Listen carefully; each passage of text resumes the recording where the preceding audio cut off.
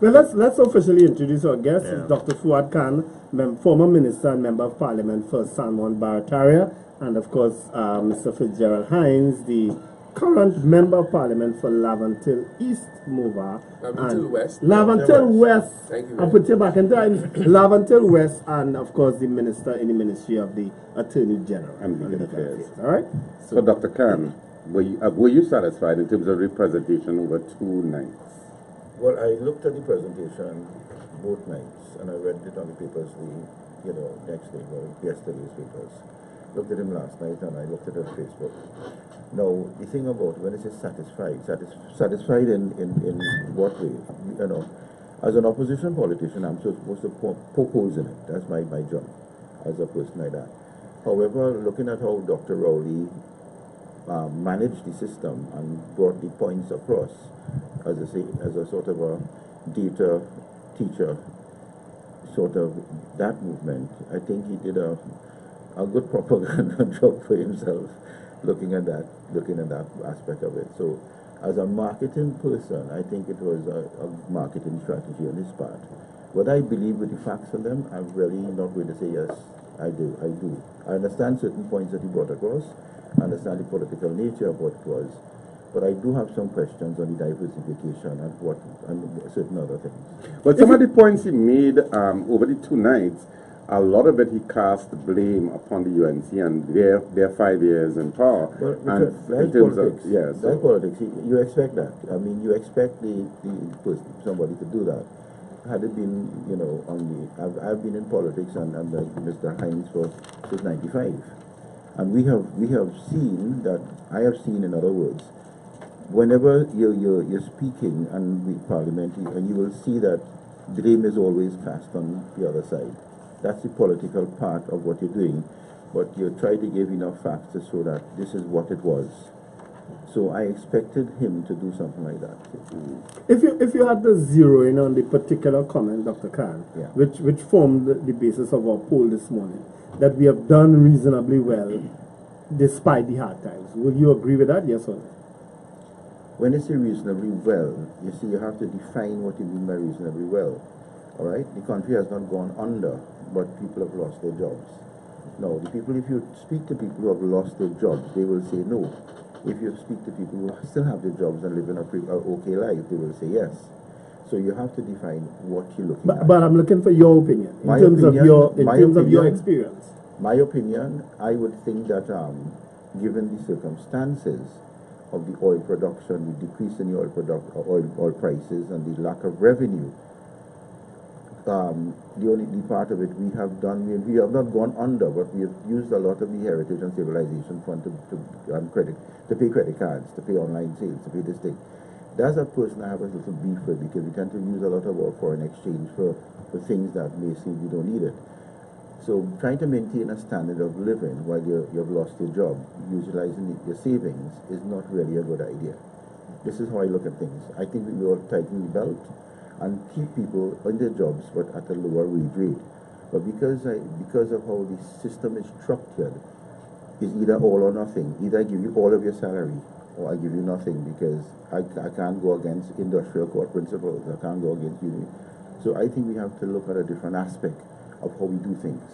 You know, I've always admired you for being frank. Yeah. You want to say yes, but you don't. No. I mean, I'll give Jack his jacket, right? As a deliverer, what he has done. Yes, I'm not going to say it's bad, right? But it could have been done better, because I believe. You see, my thing is this: if you have to cut somebody's salary and keep them working so they could buy their groceries, I prefer that than going according to principles of union principles, industrial court principles, and say, okay, if I can't give you this amount of money, I have to let you go. Now, I'm going to jump to the doctors. I had asked the Minister of Health, why we have about 160, 200 doctors on the red line. Why not put another category of staff rather than union doctors and pay them less but employ them. So we have more of them in the system. What he indicated to me, industrial principles don't allow that. So we have people on the bread line but could have been there with a different category. Yeah. That's the whole point I'm doing that. Job losses, and people have to hit the groceries. They have to think. School books. They have children. They have mortgages. And that is a frightening aspect if you lose your job. Minister Hinds, let's bring you into the conversation. What was your take? And I don't know if you would have heard some of the criticism that would have been raised by, I think, certainly the leader of the opposition responded. What is your take of the overall presentation, and what criticisms you've heard about it? Well, I was very impressed with the style.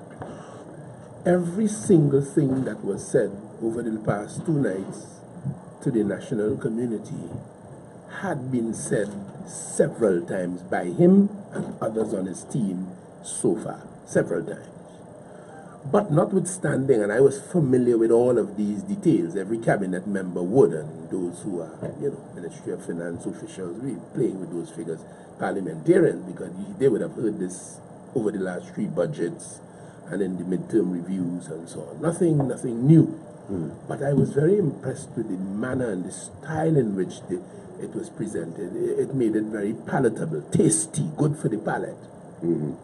So I sat there now, looking and listening through the eyes of a regular citizen in Laventille, a particular watering hole that I go to pretty often in Laventille, although I don't use the water.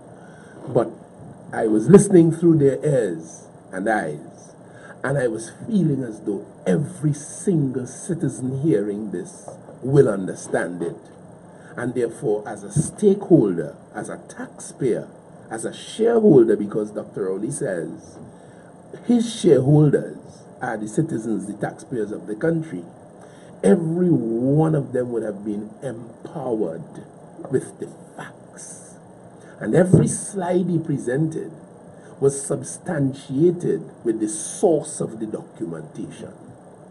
So it was, if I may use a cricketing metaphor for the leader of the opposition, it was a bit of an unplayable delivery. You know the type Joel Garner used to throw down at you from about 10, 12 feet in the air, what you call a Yorker, coming straight at you off stump, between off and middle, is a ball you can't leave alone. But the minute you raise your bat to deal with it, through the wicket, through the hole it gone, and catapult your middle or your off stump towards Jeffrey Dujon.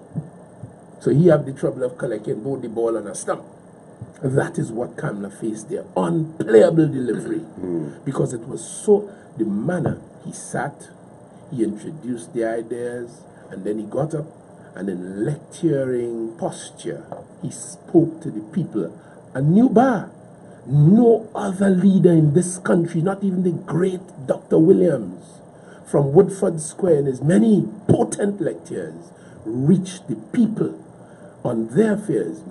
In fact, right now all over town, you know what the word is? Mind your business. Well, we brought it, well, it started with my play. But yes. But I must tell you, so it was very well packaged. My friend here calls it propaganda. Now, propaganda is a legitimate word, and it has a connotation of misguiding, lies, untruths, packaged. No, I said it. I know you didn't mean that. It has that connotation, and only because I know in the generality it has that connotation, I would say it was not in that sense usual propaganda. It was based on statistics and on facts. I listened to my friend's analysis of it, and like Wendell, having heard him, I know Fuad Khan. I've sat up opposite to him for 23 years. I know him, I know his tone, and all you heard him say today, this morning, and all of that, is that he was very well impressed himself. Very, very well impressed. But he knows that if he says that in the manner in which, and then when they're telling him he being frank, no, he was being Franklin, but like Frank little brother. But if he was really frank, he can't go back to They're homeless now, right? No, we have a home. They have a home? Where they are? Right next to Renzi. A neighbor. Yeah. You know they were thrown out of Renzi, right? Yes. Anyway, left, on we a left. what? Huh? We left. No, you were thrown out. No. You see what start politics? No. But in all seriousness, right? In all seriousness, he would not be able to go back on the street. No. So I appreciate that, and I respect his being, as he has been. But yes, it really was a very solid and empowering presentation. I think I'll be bold enough to say, if I had to design it, and I didn't, I was impressed. I told Dr. Rowley, I told the team who put it together with him, the experts, his advisors, my cabinet colleagues who worked in this, I gave it a flat 11 out of 10. 11 out of 10. Yes, but I want to say this before you go. I want to say this. If I had something to do with it, I thought it was a great opportunity, and it will come, to say to the stakeholders, those who were empowered by the presentation, because we have a lot of people in this country who did not, prior to night before and last night, believe that things were so bad, There are a lot of people who imagine that there's a big bag of money somewhere and don't care what the government, even lying and talking about how things bad, but they have money. So they got to see. And I'll tell you, since they were so engaged, there's one thing I would have added to that. And what's that? And that is a call to the very stakeholders, the citizens of this country, to look at China as an example of a country that was so poor back in the 40s, 50s, 60s, 70s, and from the 80s, China, well before that too, China began a transformation. And it came to the point where every single citizen of China understood the value of productivity, work, and that alone expanded China's capacity and exports, and today China is arguably the superpower of the world. Yeah. Now, because the presentation was so data driven, if I had to criticize one aspect of it, because I thought it interesting, and I take your point that I've never seen a prime minister take time to explain the fundamentals of the economic situation to the citizenry like Dr. Rowley did. And so it was interesting from that perspective. The only slight thing that I personally would have wanted to know, or at least have some sense of, was in terms of the diversification projects that he identified. I wanted more specificity in terms of, if you're saying these are the 7, 8, 9, 10 major diversification projects, what is the expected contribution to GDP from these projects? In terms of, if you're saying diversification, it means it lessens our reliance on the energy sector. Yes. To what degree is that going to happen, or to what degree is that expected to happen? But what we got, which was fine on a certain level, was this is in trade, this is soon to happen, it will come soon, it is almost ready. Those were the sorts of words that he used. Well, so I personally was a little uncomfortable with that, because I felt I wanted to know a little bit more. Yes. My expected GDP from this is this, conservatively. Yes. Well, so that you do better, it's well, before we bring back in Dr. Cantu, I would just want to add something to what Richard was saying.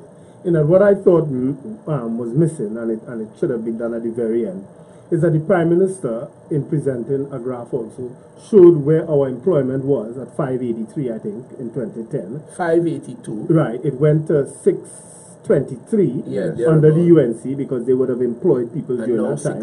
And it's gone down to 602. So what he was saying in that presentation, that whilst, yes, under the UNC, 40,000 jobs were created, because of the decline, and he compared, he did Barbados and Jamaica and all, how many jobs that they lost, that we didn't lose as much jobs, that we only lost 20,000 jobs over. But what I would have done, if I was him, further down, is to show where all these other projects, how many jobs they would create, and give a total. Right. That's what I thought missed at the very end. You see, that is what I know.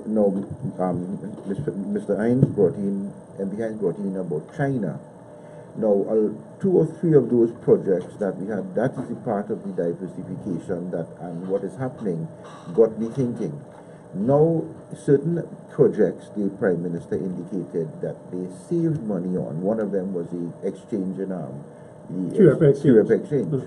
The thing about it, that is now being done with Chinese contractors, with Chinese labor, and they are able to cut costs based on utilizing their labor, because the labor laws, etc., are different. They're not the same labor laws that we use for Trinidad people. And when contractors and non-Chinese, such as our local contractors, are doing a project, it tends to cost more, like Napa. And when you look at the other projects that they do, because what we really do in this country, and also the dry docking facility that we spoke about, the diversification, is a China harbor. I think it is the contractors, and so too the Point Lisa or development with the so-called manufacturing with China. Phoenix Park. And I'm looking at the whole scenario, and I mean we are a bit at fault too. And I always have been looking at it. Local labor suffers when we have Chinese contractors, but they are cheaper because they don't pay as the local labor has to pay, and what they have and the cost of materials, because they bring it direct. Wouldn't they be considered more productive too? No, what I'm saying, whether it's more productive, but it's done in a sort of a manner where we borrow money from China to pay their labor. Now, I've always, this is on far-fetched, and maybe Hinds always tells me I think differently. When we have our people not being employed, we end up with a high crime area. And if you look at where these Chinese projects have been done, the crime level in all those countries, Africa, Jamaica, and different parts of the Congo, etc., where things are happening, and you'll see that the crime factor increases because the people they don't get any jobs. And that is one part of the thing I'm looking at. And how much can we really manufacture cheaper wheel alloys than China? Can we really manufacture at our labor costs to be productive and attractive? Well, and you know what I'm looking at, Richard, what I'm looking at, yes, we could talk these diversification projects. When you go into the nitty-gritty of it, and you're quite right, what are we going to benefit from it other than a project? Like Sri Lanka, just one thing, I'm going to finish off here. Sri Lanka had a port and dry docking facility by the China harbor people, right?